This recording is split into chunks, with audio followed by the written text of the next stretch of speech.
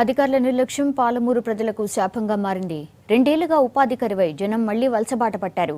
ఊళ్ళోనే ఉపాధి కల్పించేందుకు ఉద్దేశించిన పథకం అటకెక్కడంతో జనం పనిలేక అల్లాడుతున్నారు.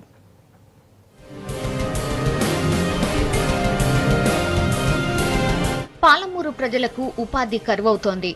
అధికారుల నిర్లక్ష్యంతో ఉపాధి హామీ పథకం పడకేసింది. 2 ఏళ్లుగా పనులు లేక జనం అల్లాడుతున్నారు. వర్షాభావ పరిస్థితులతో పంటలు పోయి పని కోసం ఎదురు చూస్తున్న రైతులకు నిరాశ ఎదురవుతోంది.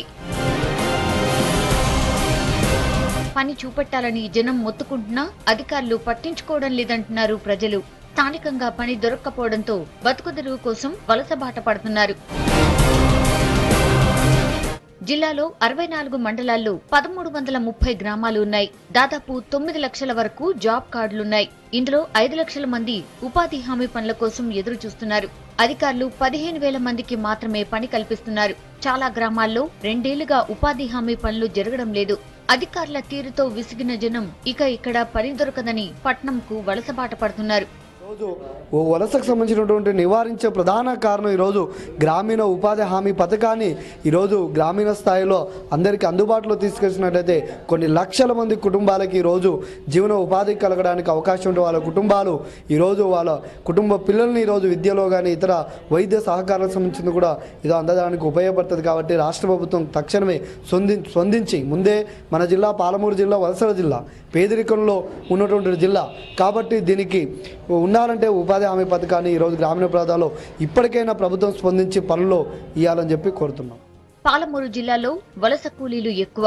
ఉపాధి హామీ పక్కాగా అమలు చేసి వలసలు తగ్గించాలని ఉన్నతాధికారులు ప్లాన్ చేసినా క్షేత్రస్థాయి సిబ్బంది నిర్లక్ష్యం ఇబ్బందికరంగా మారిపోయింది. ఉపాధి హామీ పథకం కింద మొక్కలు నాటడం, పండ్ల తోటల పెంపకం, వాటర్ షెడ్ల ఏర్పాటు, మట్టి రోడ్ల నిర్మాణం వంటి పనులతో ఉపాధి కల్పించే అవకాశమున్నా అధికారులు పట్టించుకోవడం లేదని జనం ఆవేదన వ్యక్తం చేస్తున్నారు.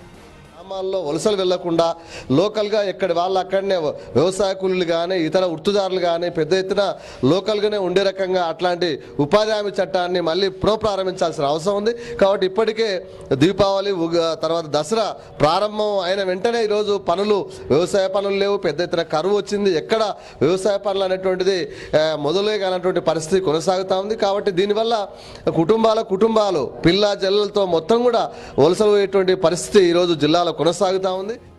తీవ్ర వర్షాభావ పరిస్థితులతో గ్రామాల్లో వ్యవసాయ కూలీ పని కూడా దొరకడం లేదని కూలీలు ఆందోళన వ్యక్తం చేస్తున్నారు. ఉన్నతాధికారులు జోక్యం చేసుకుని గ్రామంలో ఉపాధి కల్పించాలని కోరుతున్నారు పాలమూరు ప్రజలు.